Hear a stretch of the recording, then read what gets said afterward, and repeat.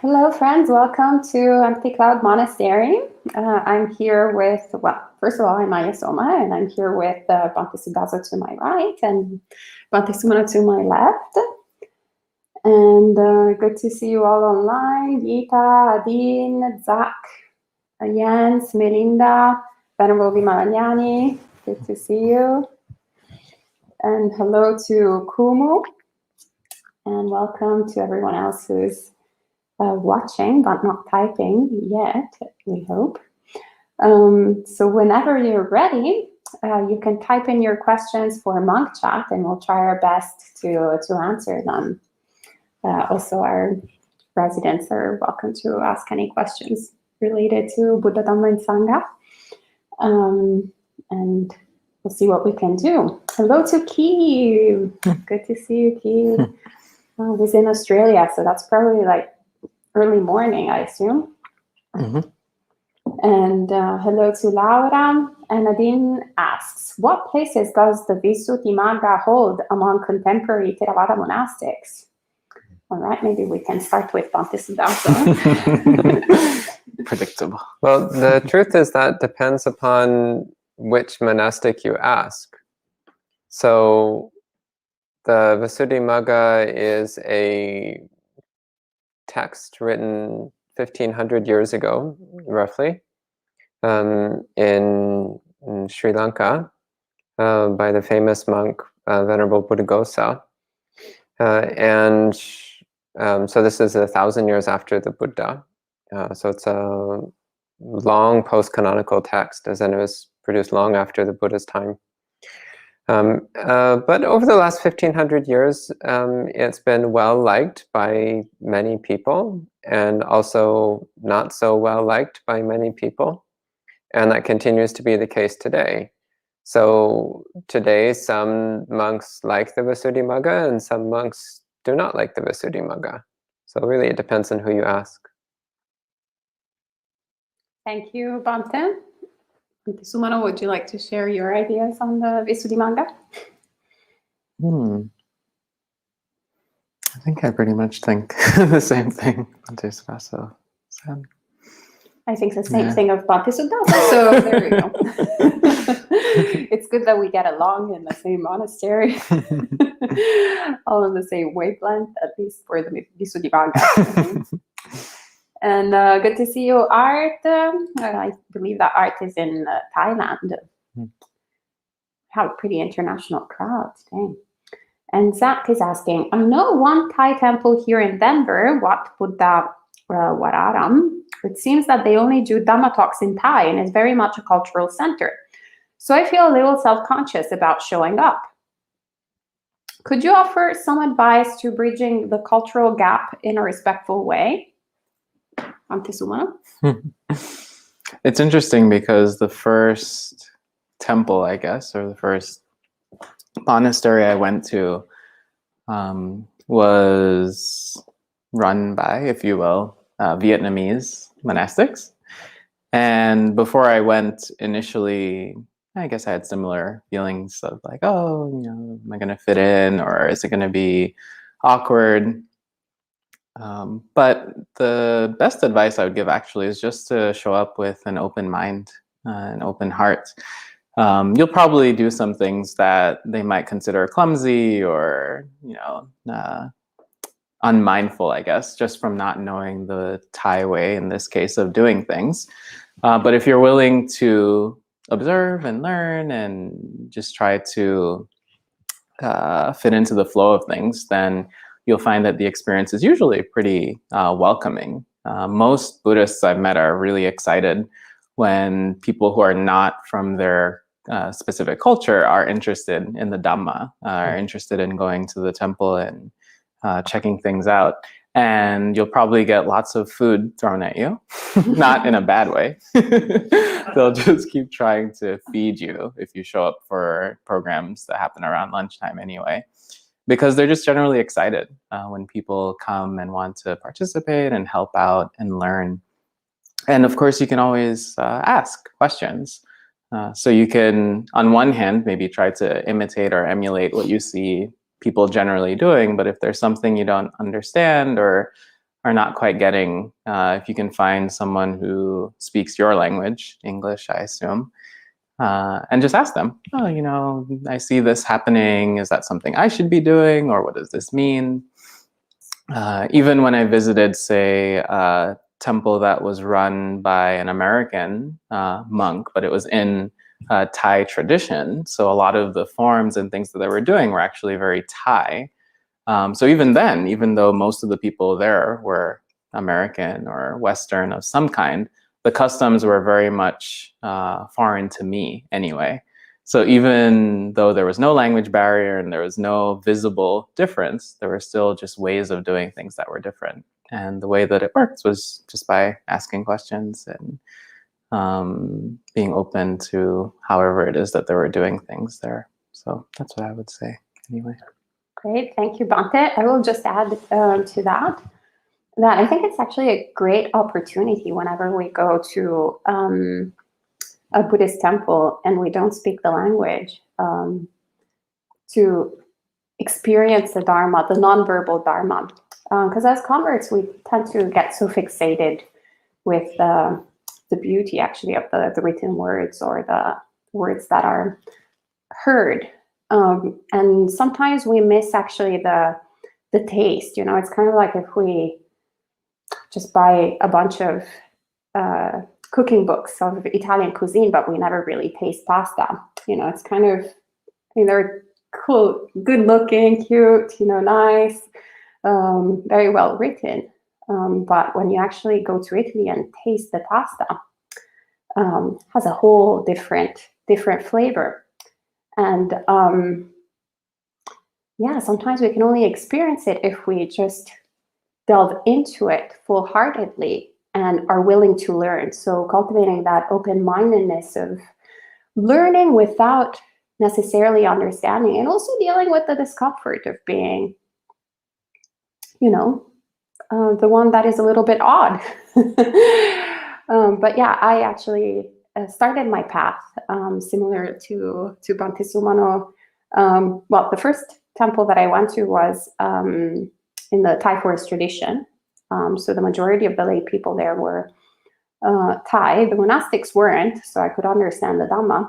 But actually, when I moved to New York City, I actually got into Buddhism thanks to Ravi. Shout out to Ravi, this older Sri Lankan man who, when I went to the Long Island Buddhist Meditation Center in Long Island, he kind of got on a mission of, you know, bringing me to all the different Dhamma talks. He saw that I was interested in the Dhamma, and so and I didn't drive, so he was so kind, and he was like bringing me to the New York Buddhist Vihara in Queens, to Chang'an Monastery upstate, and pretty much everywhere that offered the Dhamma, also the Thai temple in Queens. And it was so beautiful to see his incredible generosity, actually, in creating the conditions for someone who was new, who didn't have the good karmic conditions like he did to be born in a Buddhist culture. He was very, he created the conditions actually for Buddhist insights to come into being. He made sure that I would attend all of Bhante Sudazo's Dhamma talks when he was in the state of New York, not like the city of New York. So lots of beautiful things. And once again, actually, when I went to the Thai temple, it was just so beautiful to learn the practice of generosity, the practice of sila, the practice of dana. And you can read so many books, so you can listen to so many Dhamma talks, but it's so much more different to actually be both the recipient and the benefactor as well, like to be part of that. Also, people who are born Buddhists have, at least that was my experience, have that incredible ability to rope you in and make you part of sharing the merit with you, even though you haven't done perhaps anything. You just showed up at the temple, but they're like, oh yeah, come here, let's offer this to the monks, or do you want to make merit with us, offer this and that? And it's just so beautiful. I fell in love with it. I actually fell in love with that flavor of Dhamma first. And then afterwards, I was like, oh, actually, this meditation is not that bad. Let me see. What does it have to offer? But yeah, if you want to also listen to some Dhamma in English, normally the Sri Lankan temples always have at least one weekly Dhamma class in English.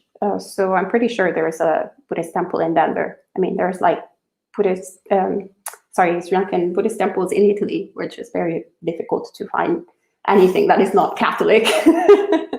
So if there is a Buddhist temple in Reggio Calabria in Italy, I'm pretty sure there's a Sri Lankan Buddhist temple in Denver. So just one place I do know of, by the way, is there's a Vietnamese Zen monastery in the foothills just outside Denver. So you would need a car to get there, presumably, but it's not far. It's a very short drive from Denver. And they have Dharma programs in English.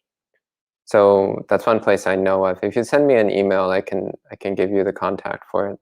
Great. So you can send an email to info@mpcloud.org and we'll get back to you. Thank you, Bhante, for sharing that. And Babani asks, why does the mind manipulate the lengths of breaths while practicing anapana meditation? So mindfulness of breathing. Anyone wants to volunteer that? It's just a habit. So some people, whenever they point their mind towards something, they start trying to control it. So this isn't the case for everyone. Some people, they can watch their breathing without controlling it. But many people, as soon as they turn their attention towards their breathing, they habitually start trying to control it. So if that's your habit, then really try to break that habit, to just observe the breathing without controlling it. But yeah, to be honest, this is one of the reasons why I don't normally do breath meditation. I find that it's the tendency to control the breathing. Ultimately, it disrupts your development of samadhi. It's not helpful. So try to just observe the sensations without controlling the breath process. Yeah, I think it's also interesting to observe that tendency of mind. So when that has happened to me in the past, I actually kind of switched it to mindfulness of emotions, as I call it. So really looking at that tendency of controlling our experience.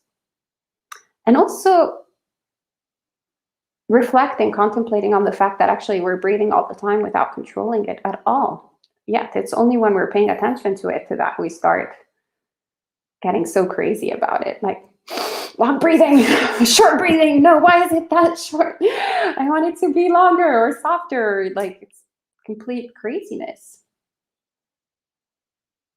So what does that feel like, to control the uncontrollable? Because literally we can't control the breathing. We can't decide in this moment, I am going to stop breathing. It's just a thought, but the breathing keeps on going. I can't say, stop the heartbeat. It keeps on beating by itself, right? Because it doesn't belong to us. We think it belongs to us. So when we pay attention to it, it feels so real that we're like, oh yeah, this belongs to me. I'm the one who is breathing.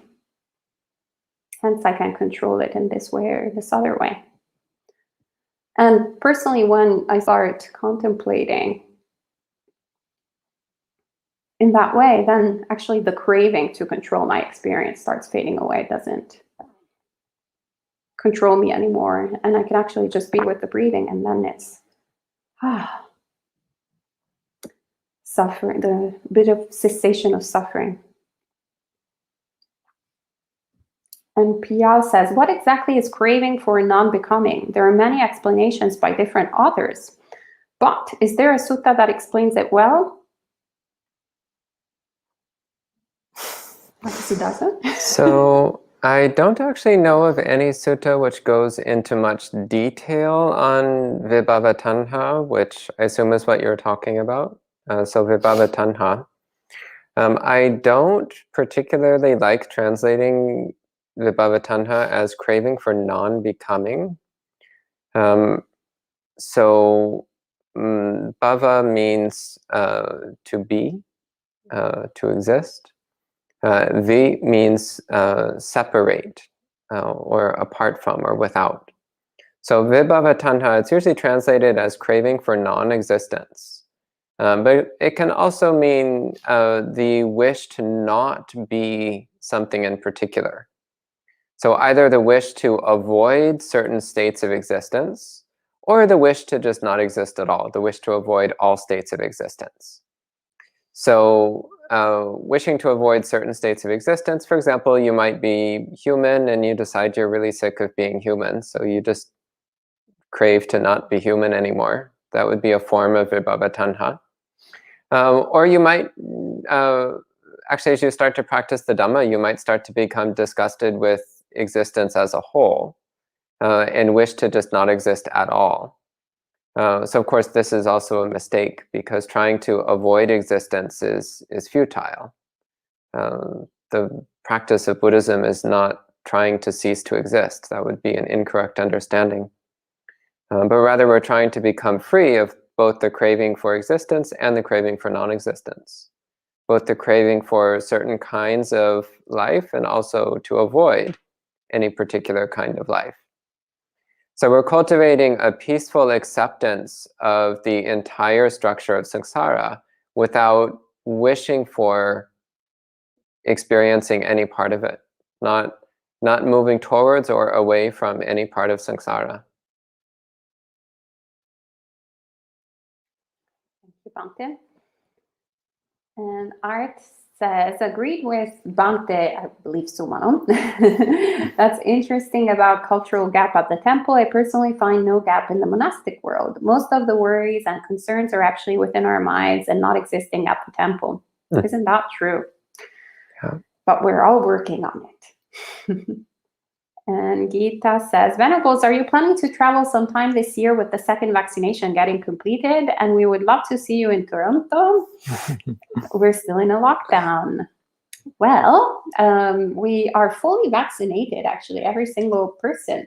Actually, right now, every single person except for Sam. Sam, you got to get along with the program.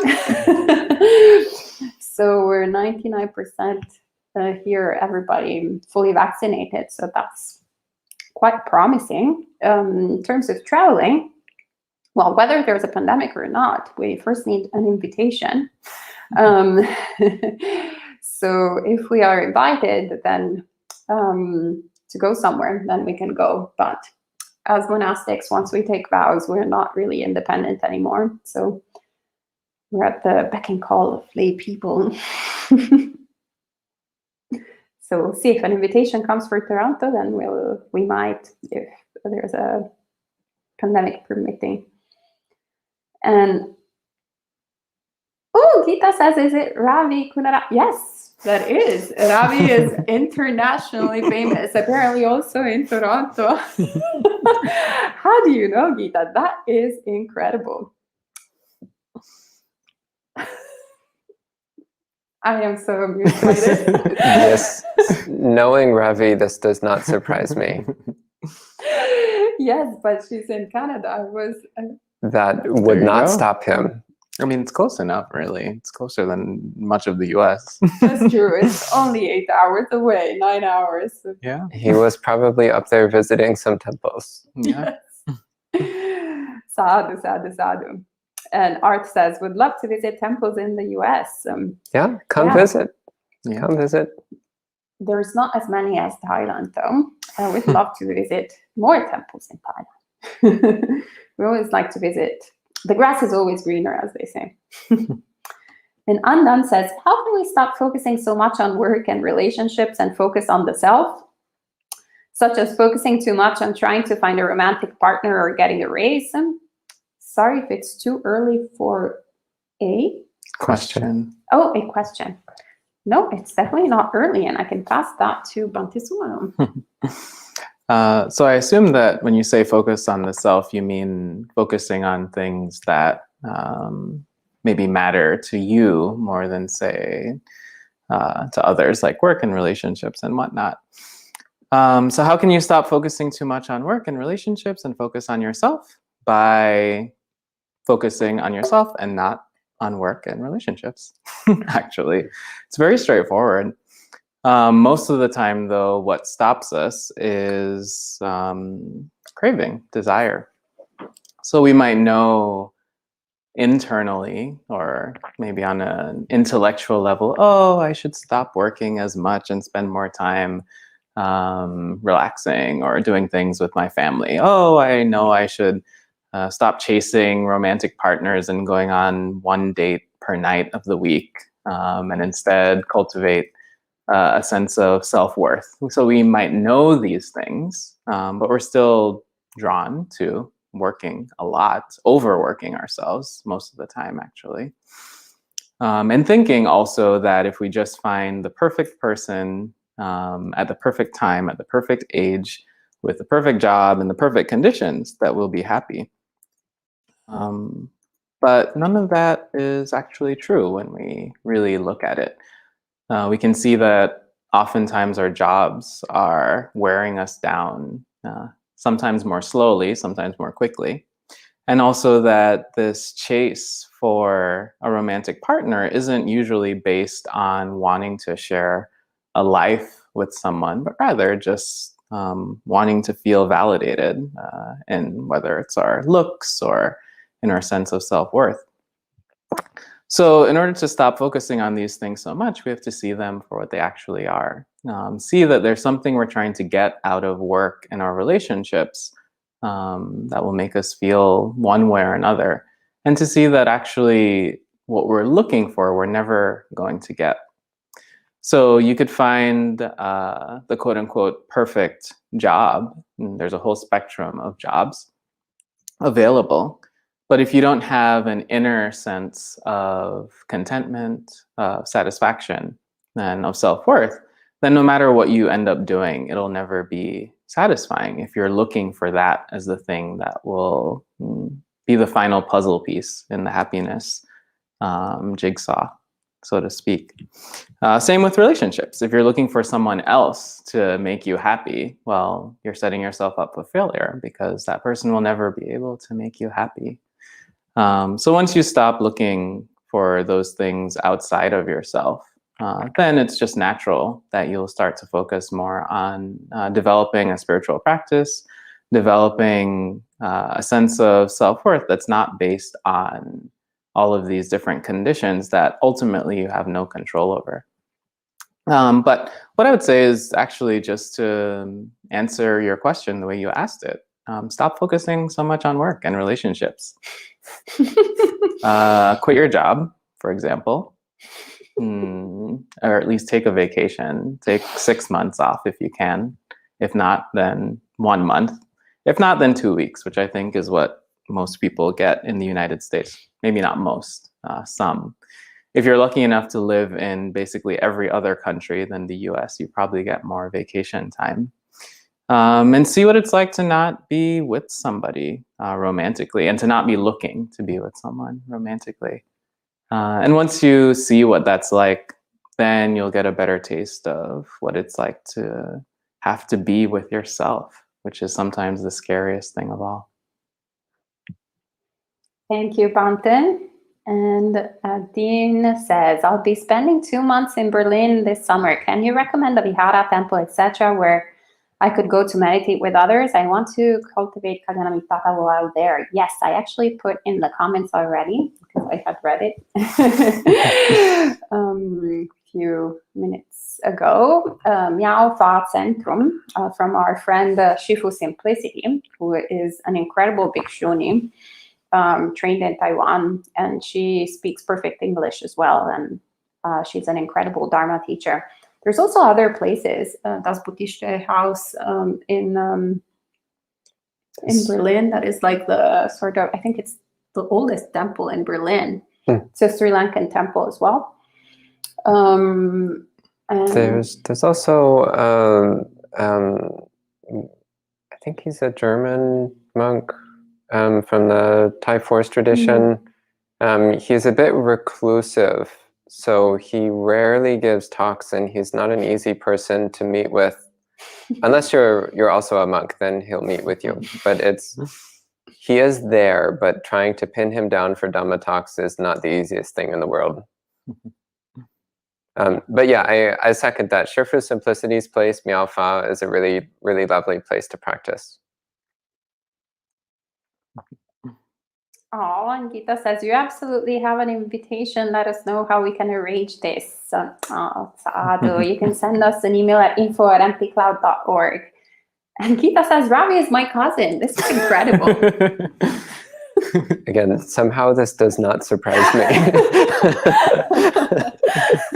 Well, I guess the question is, did he tell Gita about BI then?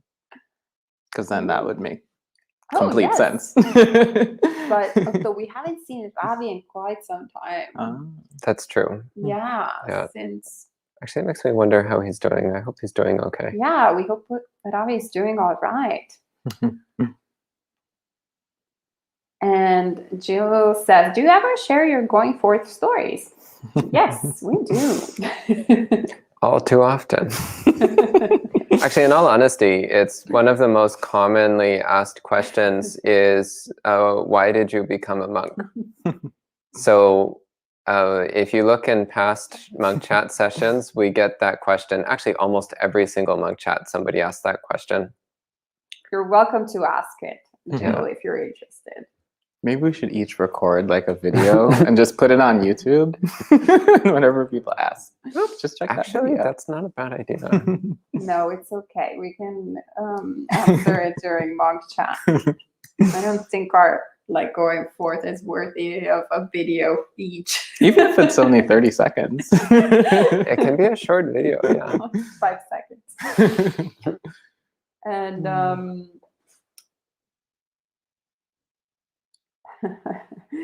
Babani asks, how do you get so much energy to do so many things? We don't. I'm so tired today. I was going to say enthusiasm for the Dhamma.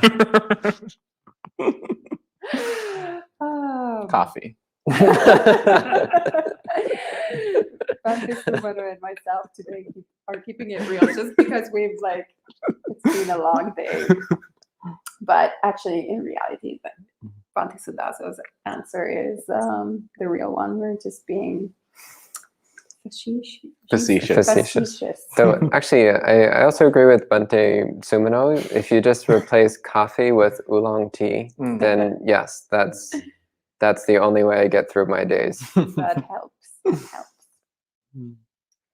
Also going on retreat, with the retreat for 3 months, that's really nice. We had the privilege to do this year. And Undone says, thank you, it's so true. I have broken down today over my failures and I needed to ask again, even if I have asked before. I needed to hear it, I guess. Thank you so much. Saved my life. That's basically one of those days. And Pisette, I hope I'm pronouncing your name properly, says, how do you feel became Buddhist monks and what made you become Buddhist monks? As we were saying, frequently asked questions. So maybe we'll start with Bhante Sumano. Sure. How do you feel to be? I'm not sure what the first sentence means. Yeah. Well, I think, how did you become Buddhist monks and how does it feel? Well, I became a monk by going to a Buddhist monastery and saying that I wanted to be a monk. This monastery. And what made me become a Buddhist monk? The short answer is realizing that life was precarious, so I might as well do the thing that I'd been waiting for years to do, but didn't see much urgency to do until the pandemic happened, actually. So, yeah. Okay, Bhante Sudasa? Well, when I was a teenager, I came to the realization that I was not happy and had no idea how to be happy. And I was terribly confused about what life was and what was going on with my own mind and the universe as a whole. So I wanted to, one, learn how to be happy, and two, understand the nature of reality. So I tried a lot of other strategies which failed quite terribly, but then I learned about Buddhism and started practicing Buddhism, and it seemed to be working, to the point where I decided I wanted to commit my whole life to Buddhist practice, which naturally means becoming a monk. Great, thank you, Venerable. And what made me become a Buddhist monk? Well, suffering. There's no truth. And actually, the suffering of getting what I wanted. So I remember the first time I went to a Buddhist monastery, and everything made sense, but also I was very much a greedy person back then. So when I was having a conversation with one of the monks about the First Noble Truth, about suffering, I remember saying yeah, but there's also, okay, there's a bit of suffering, but there's also so many pleasant things, and that's nice and that's good, and I'm pretty sure if I get that, I'm gonna be happier, and this is all well and good, but it's all right. And I remember him going, okay, well, if you're happy, then there's no work to be done. And I was like, okay, yeah, even the monk says it. So it's good. Yeah. So I remember coming back to the US and pursuing all my different things on the checklist, things to do before I die. By the way, that's also why I went to a Buddhist monastery, because I was like, oh, this sounds like a cool thing to go before. To put on the list. Being to a Buddhist monastery, check, before dying. Yeah, and then, fell madly in love, but after that, not satisfying. Found a job that I really loved, okay, not satisfying. Did project that I really liked, not satisfying. Moved to neighborhood that I really wanted to move to, not satisfying. Being around friends that all have exactly my same interest, and they are so cool and great, and have all 99.9% of all the requisites that I have on my imaginary list. Great, succeeded, not satisfied. And then I was like, wow, I'm so depressed. What else is there to do? In terms of, I'm pursuing this happiness, but it's not, it appears, but then it disappears. Oh, what should I be doing now? And then I went back to the Buddhist monastery this time around, at Babani society, and I actually went on retreat. And that's when I had the opportunity to really understand or be with my suffering, and most importantly, practice the Dhamma rather than read about the Dhamma or talk about the Dhamma. Practice the Dhamma. And I had that flavor in my mouth for the first time of actually understanding, well, first of all, that everything is unsatisfying. That's why I was not happy still after getting everything that, quote unquote, I wanted, so to speak, or that I thought I wanted. But also that there was a way to relieve this suffering. So even for those seconds, I was capable. It was empowering. Rather than pursuing things that were outside of myself, I could actually go and,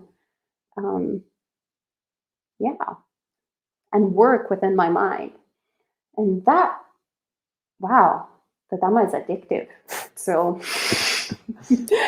I went from 0% to 100%. After that retreat, thanks to Ravi, I was able to practice day and night. My meditation practice was incredible. From having zero meditation practice, I was meditating 3 hours a day, and then going to retreats led by Bhante Sudaso in all different parts of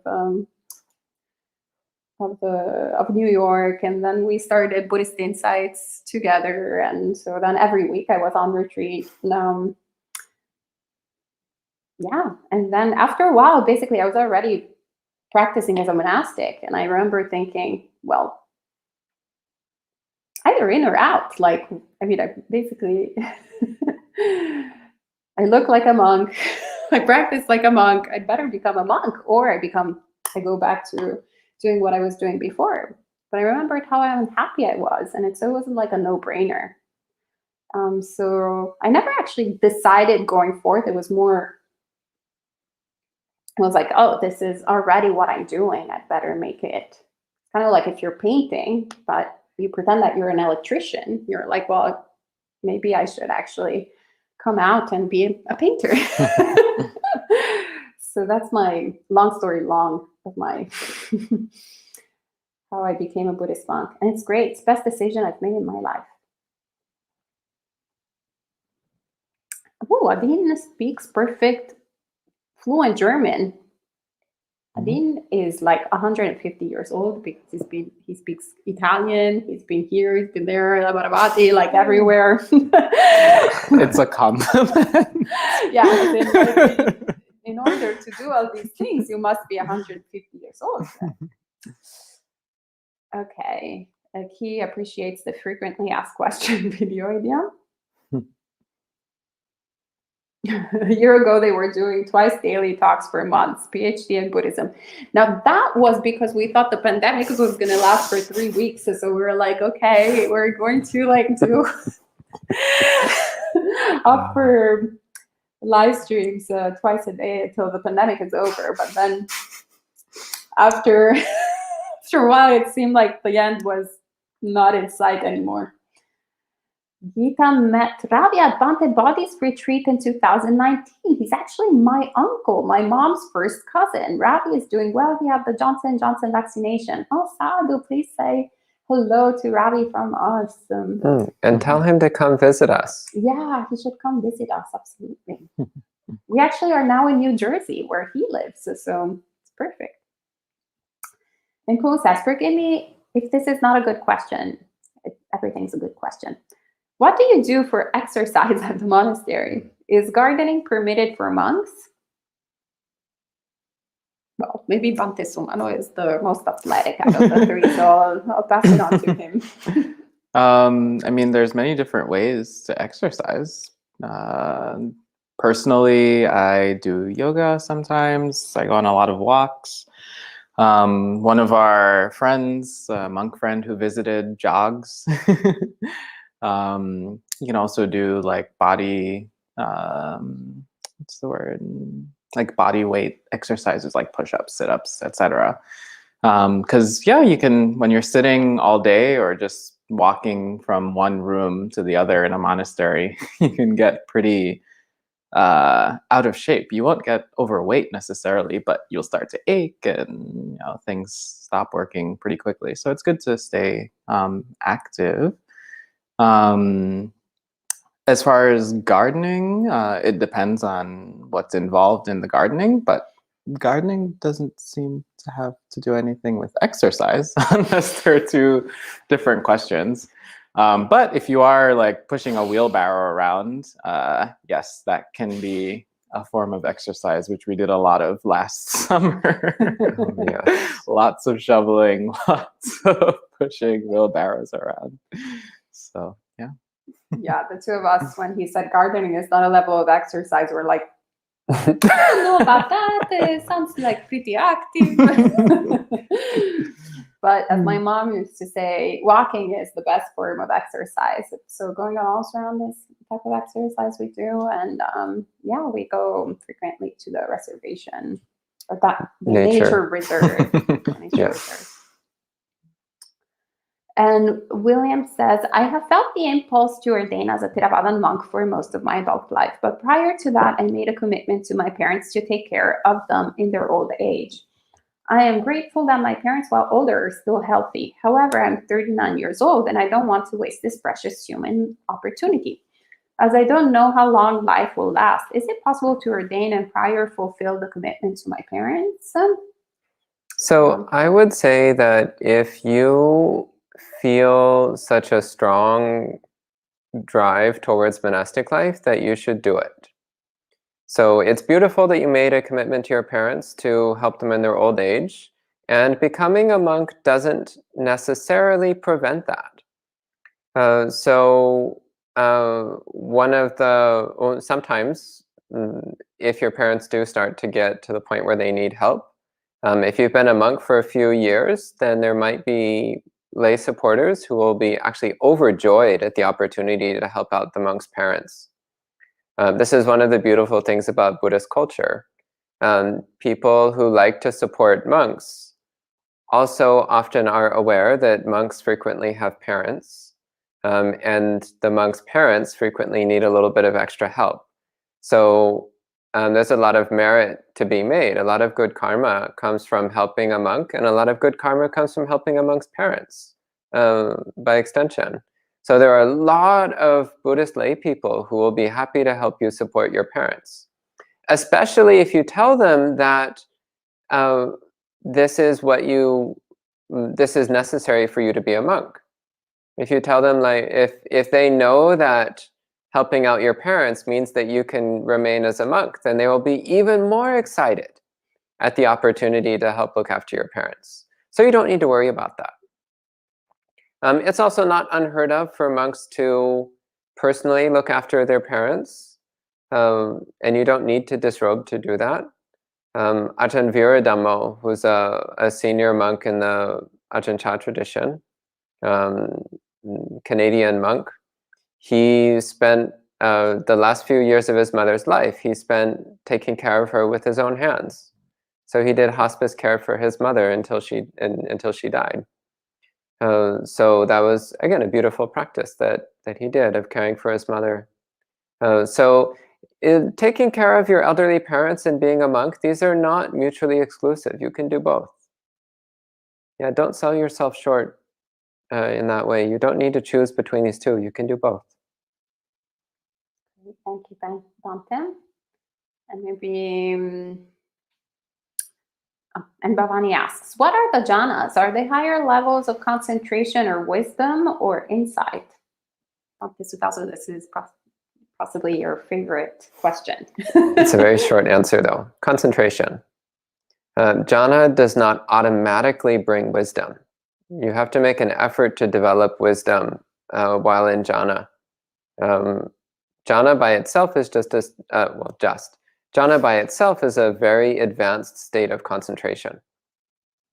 But it doesn't necessarily bring wisdom unless you make an effort to develop wisdom. Thank you, Bante. And Nadine says, I'm increasingly also beginning to think like Ayasoma, either in or out. Well, I'm in the in camp, so. Stephen says, what does someone need to become a monk in your tradition? Oh, me again? Why not? Well, first off, you need to be at least 20 years old. Let's see, there's a few basic minimum requirements, but that's really the critical one. Be at least 20 years old. Yeah, that's it. That's really pretty much it. Am I missing anything? Usually, what you want to do is do a residency in a monastery and get to know, the community that you want to ideally join. And also, if really monastic is what you want to do, because we tend to think, have all our all sorts of ideas of what monastic life entails. And for some people, actually, it can be like a real nightmare, that it's not particularly beneficial. So it's better perhaps to practice as a layperson. Or vice versa, we can think, monasticism is horrible, or like religion, terrible. That was me. I was not necessarily in the monasticism is horrible, but definitely not something that I would have ever considered doing, because it was in the realm of religion, which was not even on my to-do, like on my list of exploration. It was like completely outside of it. Yet by interacting with it and spending time in monasteries, I started going, wow, this is actually a really sane way of living life. Oh, this is actually what I always wanted to do, yet I was looking for it in fashion. I know, right? Bizarre. I wanted to be a monk in fashion. My previous life within this life, I was such a cutie. But that's what's important, to experience first this life in first person, the community in first person, because then each community will also have a different flavor. Each tradition will have a different flavor, even within the Theravada tradition. Like you'll see lots of different ways of practicing, which is the beauty also of a disorganized religion, as I call it, as Buddhism. In Catholicism, we have a bit more uniform because it's ironically, because it's, the main place is Italy, and we're not really well known for organization, but it's a very organized religion. So you have a level of consistency in terms of what the expectations are in each monastery, even if the culture is slightly different. But between the monastery in France and a monastery in Italy and a monastery in the United States, there's not that much of a difference in terms of the form. But within the Buddhism, there's so much variety. It's actually really fascinating and beautiful. So experience it rather than think about it. And Pisette, I still hope I'm pronouncing it properly, says, I listen to Dhamma talk every morning, but in Cambodian language, which is my primary language, especially listening to Abhidhamma. Thank you so much for answering my questions. Oh, you're very welcome. And sadhu for your dedication to the Dhamma. And Pia asks, is there a difference between awareness release versus discernment release based on the sutta text? Well, I think this is also a question for you, Bhante. You're the most qualified. So I assume that's the translation of Cheto Vimutting, Panya Vimutting. And as far as I can recall in the suttas, these two phrases always appear together. So I actually interpret it as being a single phrase referring to a single thing, not two separate things. So Cheto Vimutting means mental liberation, and Panya Vimutting means wisdom liberation. So I actually take it as meaning as just referring to the same thing. So the liberation of mind through wisdom. So mental liberation based on wisdom. Yes, I don't take it as two separate things. I take it as one thing. Two adjectives describing one thing. Great, thank you, Bhante. And Mark says, somehow my question got skipped, but I was scrolling up and I couldn't see your question, but there is a question from you under, below. So unless there's another question, we'll answer that one in a moment. So sometimes YouTube will delete comments for automatic filtering reasons that make no sense. So sometimes if a question seems to have gotten deleted, you'll just need to re-enter it, but rephrase it, phrase it differently, use different words. We actually have no idea why YouTube sometimes deletes comments. It's very peculiar. Great. Yeah, thank you, Bhante. And Joy asks, you skipped one. I'll get to it. Is there a good way to forgive and let go those who hurt you, especially those close to you, like your family members? Well, there's many good ways, but it is a process. So, unfortunately, I've had this experience of being, hurt or misunderstood by my family members. And to be honest, it's still a process of trying to understand that they weren't perfect. And in their imperfection, they did a lot of unwholesome things that hurt me as, a child who was looking to my parents, for example, for, say, safety and support, and not necessarily receiving it in the way that I needed.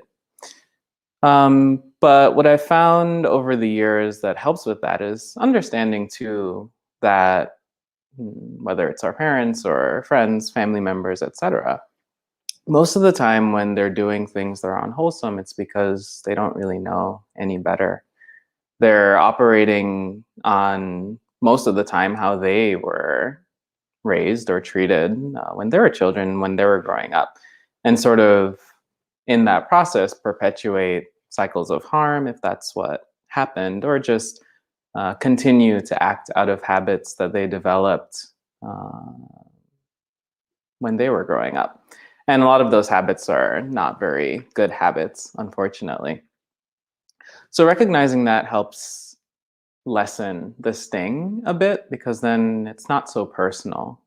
It's not because there was something wrong with you in particular, or that they were taking out their frustrations because of some flaw that you have within yourself. But rather, they didn't really know how to express themselves in a way that was wholesome, in a way that was beneficial or helpful.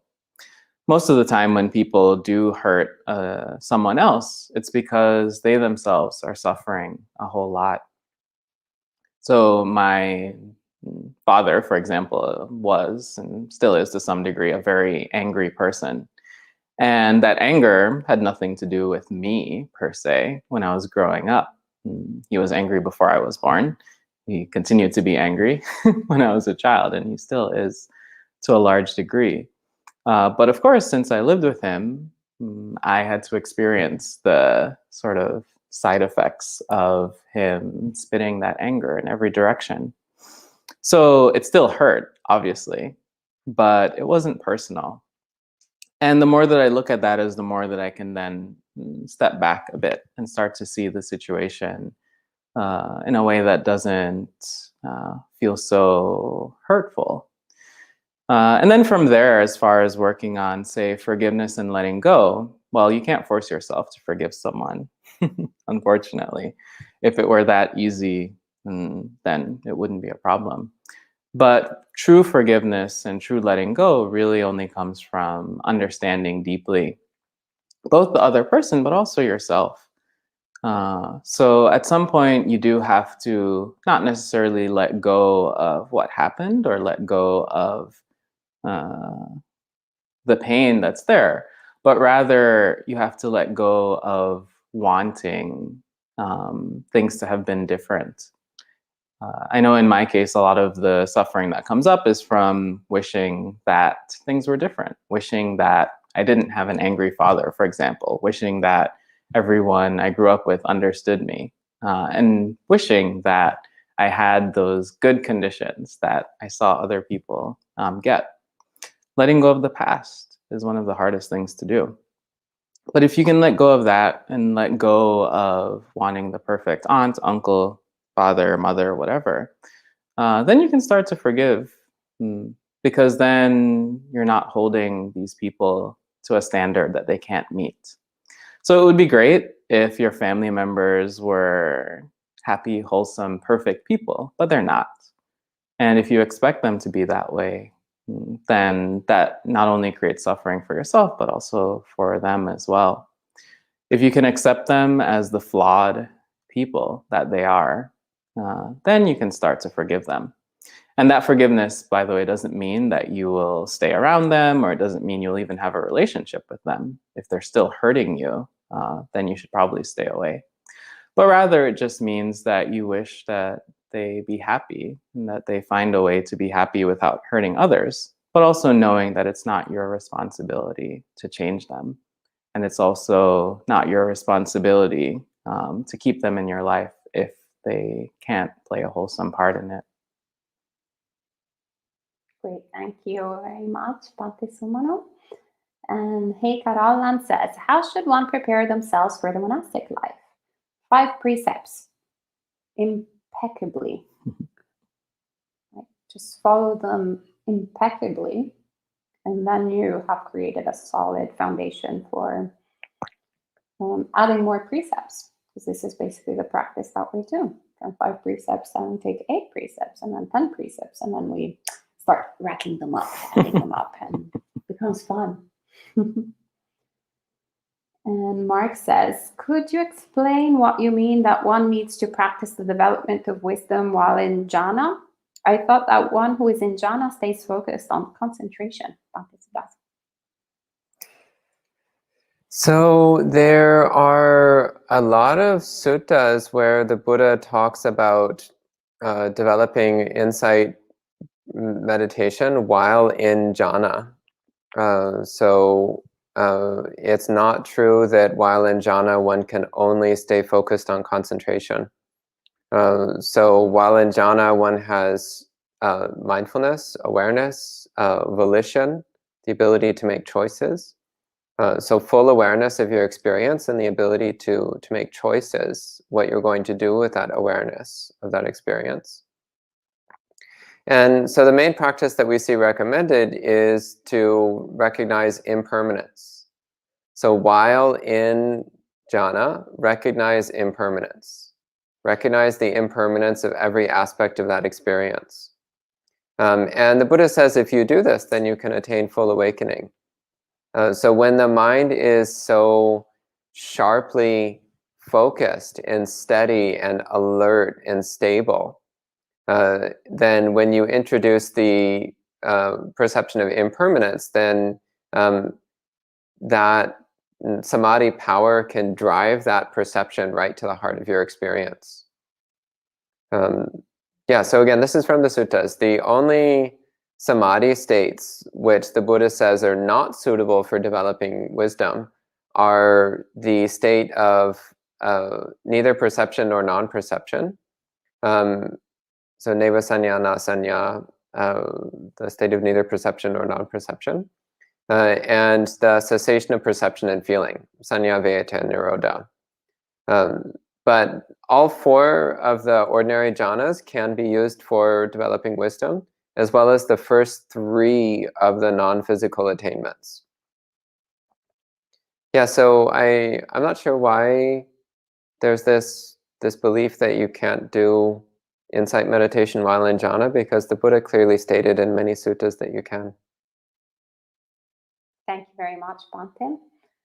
And Pisat says, make sure you don't owe any money to anyone before you become a monk. Very good reminder, thank you. And Pia says, hi, this is Indi. In Theravada tradition, does Vinaya say that you have to be 20 years old to ordain? As in Sri Lanka, very young kids are ordained. So that's the difference between samanera ordination and bhikkhu ordination. So somebody can become a novice monk, so a samanera monk, at any age, though usually not younger than 7. In most countries, they won't ordain someone who's younger than 7. Some exceptions, but usually not less than that. And then bhikkhu or bhikkhuni ordination, you have to be at least 20 years old. So yeah, it's actually quite common for usually teenagers to get samanera or samaneri ordination, novice ordination. And then when they turn 20 to get the bhikkhu or bhikkhuni ordination. And Jill asks, who teaches you Pali? I'm teaching myself, and also Bhante Sudaso teaches me, or better, helps me with my translation. So he corrects me, which is the best form of teaching, because actually I'm a pretty unruly student. So the way that works best is if I teach myself, do the work, and then I present it to him, and then he corrects it. That seems like the right work, where then I become a good student, because I don't have to listen to the lecture. And well, maybe you can share how you learned Pali. Yeah, from books. You can see that I'm his disciple. And Bhante Sumano is somewhat learning Pali, but not really. Not really. Hey, It's a get on plan. it. Get on it. Get the books out. Need time. He's actually a really good student. I'm the unruly one. Soon. And he says, when I hear the news of Israeli-Palestinian conflicts, COVID in India, and other injustices like racism and sexism, I feel sad and maybe even angry. Does being equanimous mean not having neither sadness or anger?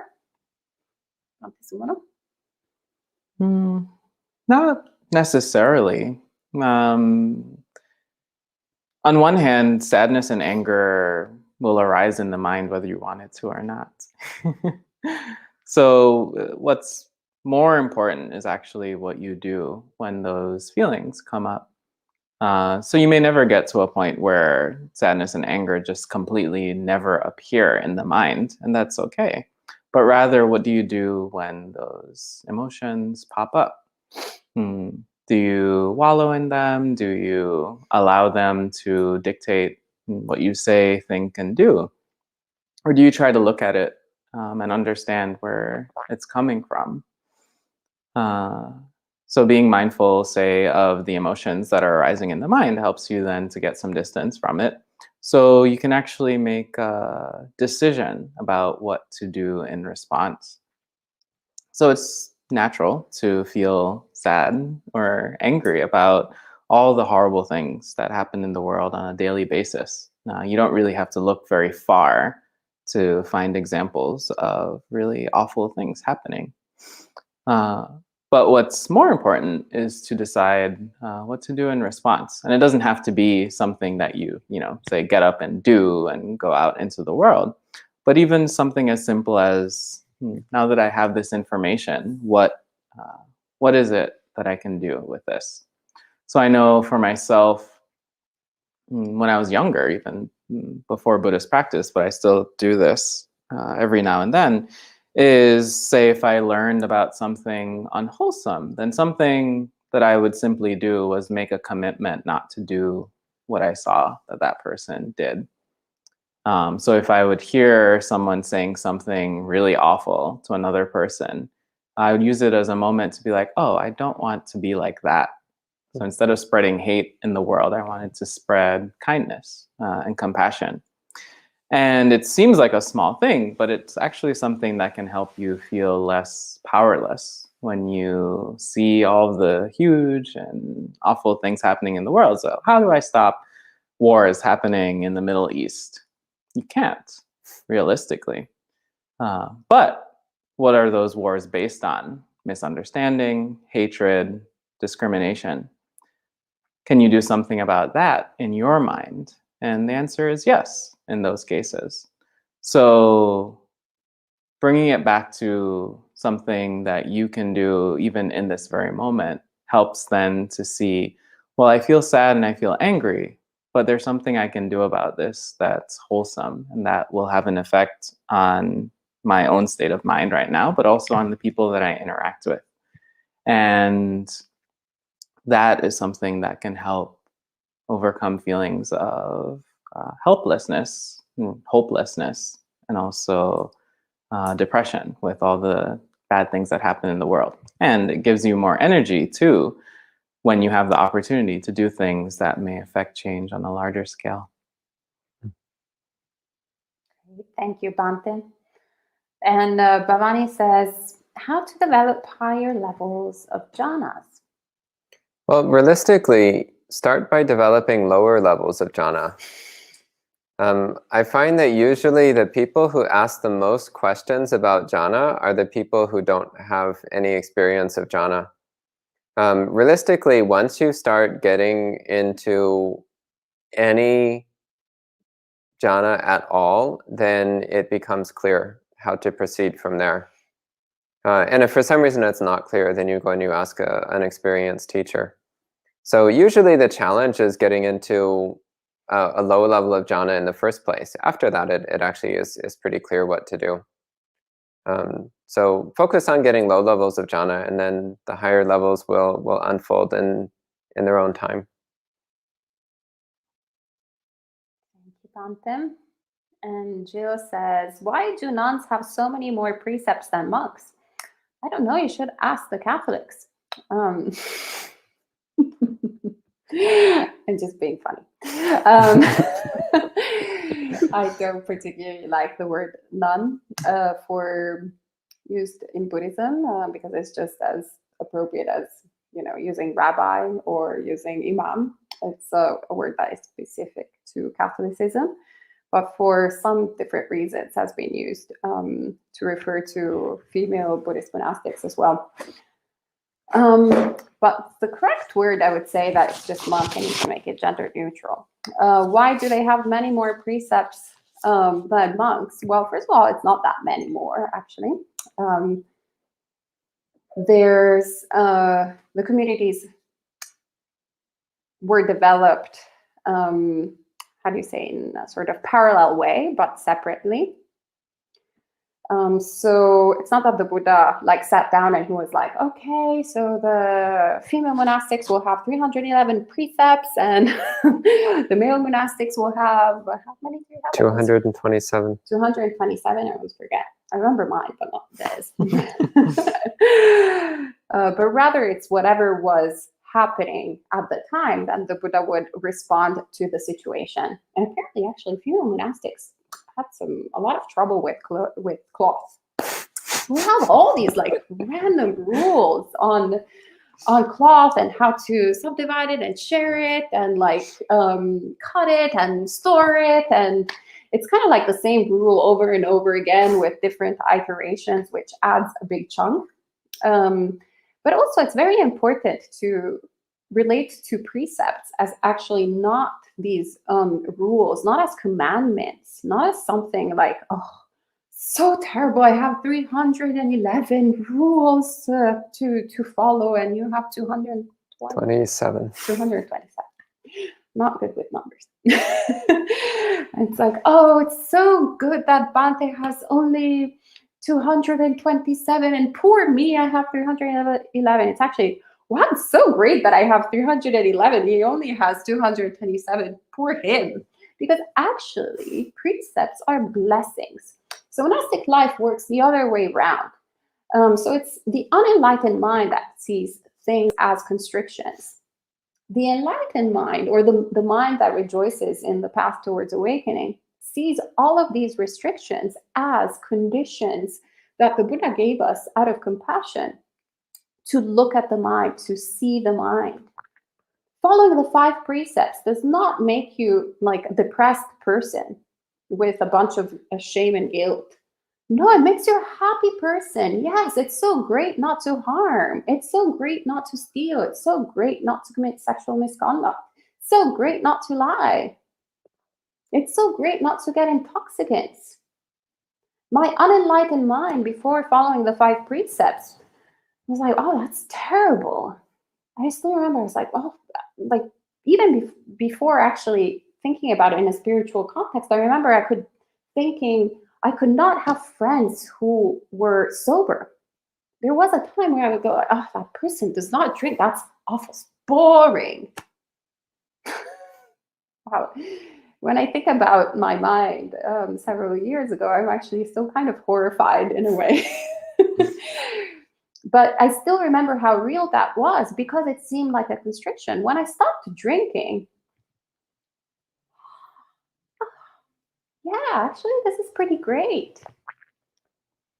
So it's a blessing. So the more precepts we have, the more blessing it is. Anyway, maybe I'm kind of like adding too much to your question because you actually just asked why. So I brought my baggage because normally when that question is asked, there's an implication that is negative. But I hope I answered your question, Jill.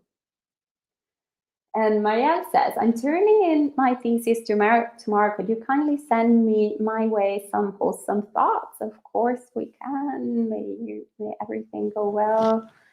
for you tomorrow, Marielle, and may your thesis be successful, and may everything that you're doing propel you towards awakening.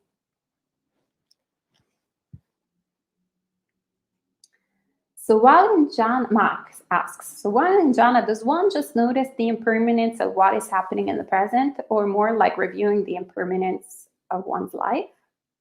Should be a present moment recognition. You don't want to get into reviewing your life because then you'll fall out of jhana. So it should be immediate present moment experience. And impermanence is always happening anyway. It's just a matter of whether or not we pay attention. Thank you, Bantim. And Kauser Friend asks, what is a good sutta to try to translate from Pali that should not be too problematic for Pali practice? Or are they about the same in terms of translation difficulty? Well, from my experience, avoid the poems, the poetry, which is exactly what I have done.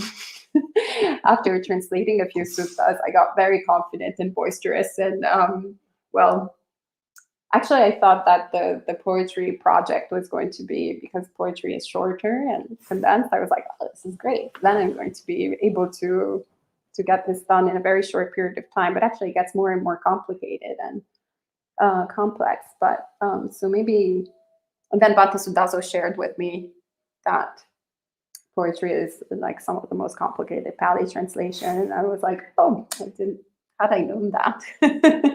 Didn't I tell you ahead of time? No, because I didn't ask you. I just ventured into it out of my own delusion. But maybe Bhante can suggest a sutta that is. Well, I mean, realistically, they actually are. Any of the prose suttas is fine. But one book I would recommend, it's pretty new. Bhikkhu Bodhi recently released a book which is a bunch of short sutta quotes with a full vocabulary list. So it's a reader which is designed to help people learn Pali by reading short sutta quotes.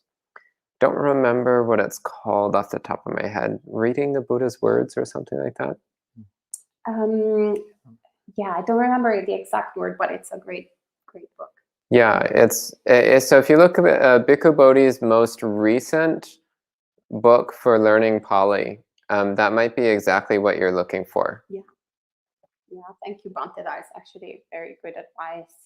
It's wonderful book.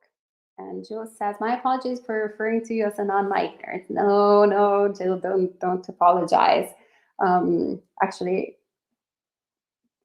I mean, a lot of female monastics actually like that word. I guess it's because I'm from a Catholic country, so for me it has a very strong sort of connotation. And since I don't feel like a Catholic nun, then I'm like, no, I'm Buddhist. So it's all right though. It's just words. It's really like, how are we using the words? And Alex says, I value the Dhamma for its wisdom, but the goal of attaining Nibbana does not motivate me much. Does the path need a destination? Yeah. Well, realistically, the reason why Nibbana doesn't motivate you much is because you don't know what Nibbana is. If you knew more about Nibbana, then you would be very motivated. The simplest way to relate to it, the Buddha said, Nibbanang paramang sukhang. Nibbana is the highest happiness. So do you like happiness? Then don't you want the best happiness? Don't you want the highest form of happiness? Nibbana is also absolute perfect freedom from all suffering. So you can never be upset or sad or disturbed or confused or hurt ever again. Doesn't that sound great? So sometimes when we talk about Nibbana, it sounds very abstract and philosophical and complicated. And there are ways of talking about it which do sound that way. But often, actually, usually the Buddha just speaks about it in these very simple terms. Nibbana is freedom from suffering. Nibbana is unconditional ultimate happiness. Nibbana is freedom. freedom from all entrapment. Why would you not want that? Yeah. We should only want that. I mean, freedom from suffering. Who wants, to stick with this suffering all the time? Yeah, I mean, realistically, everyone wants to be happy.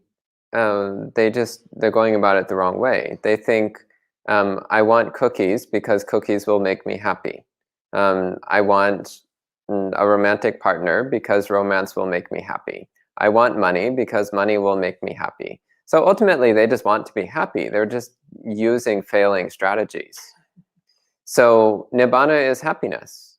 So if you want to be happy, why don't you go for a winning strategy rather than a failing strategy? Sadhu. And he has the name for Venerable Bhikkhu Bodhi's book. It's called Reading the Buddha's Discourses. Perfect, thank you, Ki. And Chintaka asks, do you do a children's program? I have 2 kids in middle school and in elementary, and I'd like them to understand about the Buddhist teaching and mindfulness. Now, in particular, we're not doing at the moment children's programs. This might change in the near future. But actually, I believe Babani Hula does online. He did last year during the pandemic. I'm not sure, since I'm not of that age anymore, if he still does it, but maybe someone here knows. No, they're not making any signs. If you search Bhante Hula, yeah, he might be doing it. And if we hear anything, we'll let you know. And Priya says, Nibbana is total bliss, complete freedom from all suffering and pain. Yes. Jill says, I wonder if Siddhartha Gautama would have died from ascetic striving if Sujata hasn't offered him milky rice. What do you think? I think it's not worth speculating about these things. The important thing is not what might have happened. The important thing is what did happen, which is that he became a Buddha and he taught the rest of us how to follow in his footsteps. That's what matters. But if you want me to speculate, I would actually say, no, I don't think so. It was not his karma to die. It was his karma to become a Buddha. So if Sujata hadn't offered him milk rice, then somebody else would have given him some food. Yeah. But that's just my speculation on the matter. Okay, Andrew had something to share? Just both a statement and a question. Earlier today, I was speaking to Sam. Wouldn't you believe that he had mentioned briefly the very same thing about Sujata and the Buddha, which I haven't heard in like months, a long time. I hadn't even heard her name actually. And here the same night, someone brings it up as a question. It hasn't happened in the Q&A, and God knows I don't know if it's happened ever. Made me think this whole consciousness dhatu thing. Wonder if any of the monastics have thoughts on the consciousness dhatu that they would want to share. Boundaries are illusions, including the apparent boundaries between minds. That's my thought. Yeah, similarly. It was interesting because I think, was it a couple of months ago? Yeah, I guess so. Maybe March or April. It was just interesting how different people in the monastery were having, in particular, Venerable Wajiro and I were having like sort of these like experiences and dreams even that initially were like, oh, that was like a weird thing that happened or a weird moment. And then we just got to talking one day and he was describing something. I was like, oh, I had that same exact experience. Like, what's going on? And our rooms were next to each other. And then also someone mentioned this like cartoon. Yeah, it was Animal Talk. But someone mentioned this cartoon that just, it's so obscure that no one had like spoken about, but that I had actually thought about the previous day in a different moment. And so these were all happening like back to back over the course of a couple of weeks. And I was like, yeah, there's something in the air. And then also somebody who was here was saying they were intentionally trying to disturb our meditation to test if they had psychic powers. I was like, oh, that's why I was so restless this morning. So that's a terrible abuse of mental powers. I do not approve. I won't reveal what it was, but I found it very funny. So yeah, there's something. Consciousness stuff. Jens is asking if we can state what Anagarika Drew's question was. Oh. They couldn't hear it. Oh, he was just saying that earlier today, he and one of our residents had been talking about Sujata's offering of milk rice. But that was the first time it had been spoken about in many months. So he was like, it's interesting that it then came up the same day in monk chat and was asking what we might say about the consciousness element. The implication being that there was some shared thought going around through different minds. That was his question in brief. Great, thank you, Bante. Gita has a PSA. Mahamevna Buddhist Monastery in Toronto has online study program for children. One can use Google and get the link to register. Thank you, Gita. Sadhu, sadhu, sadhu.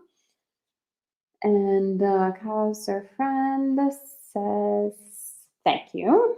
And Alexandra says, I spoke with someone who takes refuge in the Triple Gem, but does not practice meditation.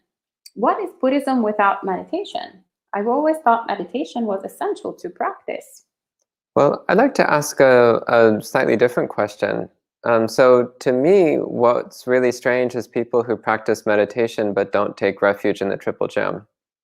That's actually what's really strange to me. Ultimately, refuge in the Triple Gem is actually what defines Buddhism. And in the course of practicing with taking refuge in the Triple Gem, that will eventually lead somebody to meditation, but maybe not right away. So keep in mind that meditation is just one aspect of Buddhist practice, which includes generosity, it includes morality, it includes study, it includes contemplation, it includes how we speak, how we act, how we work, how we think. So Buddhist practice includes many things in addition to meditation practice. So I've actually met a lot of really amazing Buddhists who didn't really do much meditation practice, but they had spent so much time cultivating the other aspects of the path that their minds were very, very peaceful and pure. And I've also met people who did huge amounts of meditation, but neglected the other aspects of the path, and they were not pleasant people to be around. And they clearly weren't doing well with their practice. They were struggling. So it's important to keep that in mind. So meditation is important, but taking refuge in the Triple Gem is actually the foundation stone of Buddhist practice, which will propel you all the way to full awakening. And maybe that person doesn't meditate these days, but if they take their refuge seriously, then they will start at some point. Eventually, they'll get around to it. Thank you, Bante. Do you want to add anything?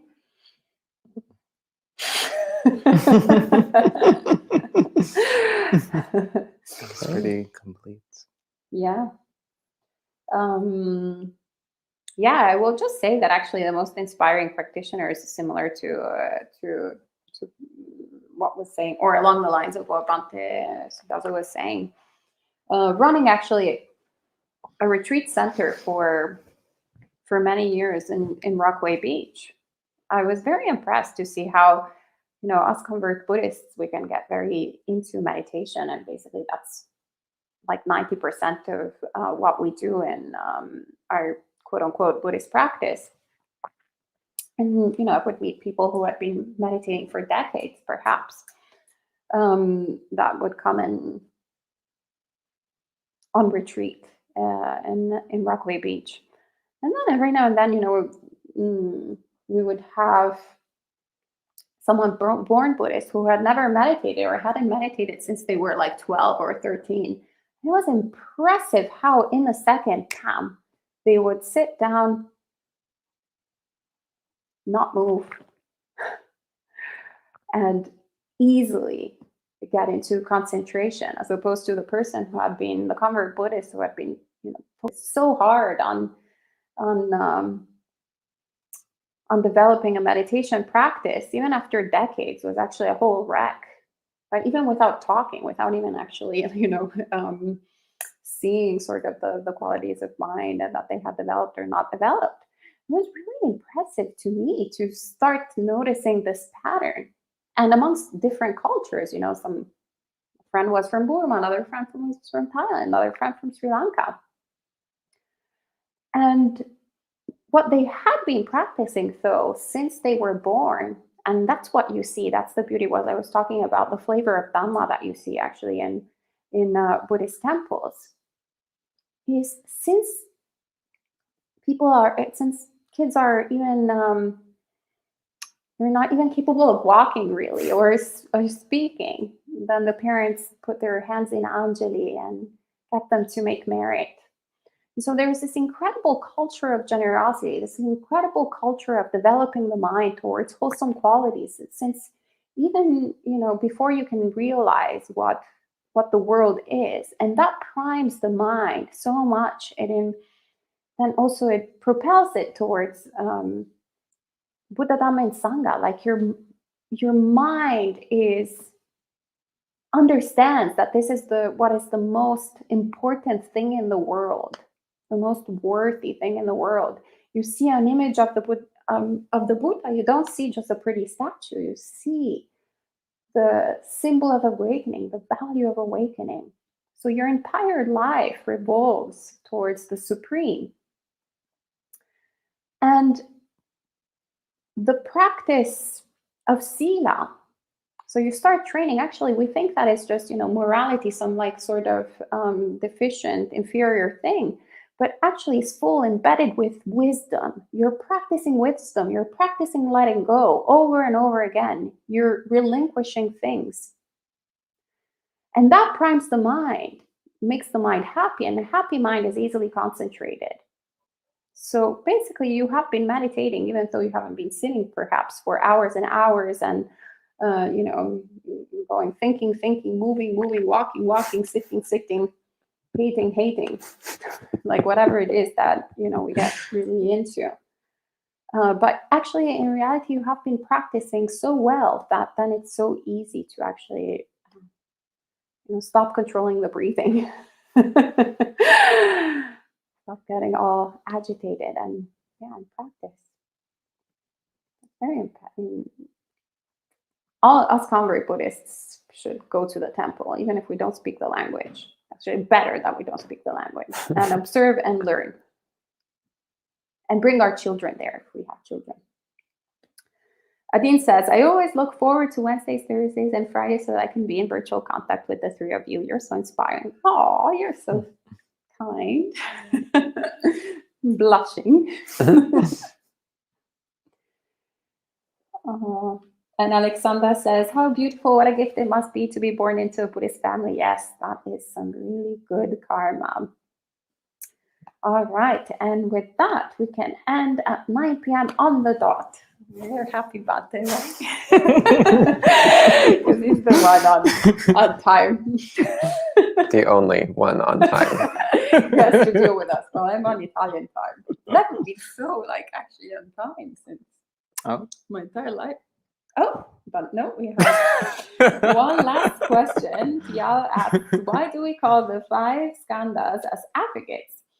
in reality is no collection of any of these aggregates at any given point of time. So one may even consider the term aggregates as a misnomer. What is your take on this, Ante? So I'll refer to the Diamond Sutra for this one. So what the Buddha called the aggregates are not actually aggregates, and that's why he called them aggregates. So It's a very Zen answer. well, it's the Diamond Sutra. All right. Okay. So if Pia wants more information, then she can, or they, I don't know, they can log in next week. All right. So we can end with 3 sadhus. Sadhu, sadhu, sadhu.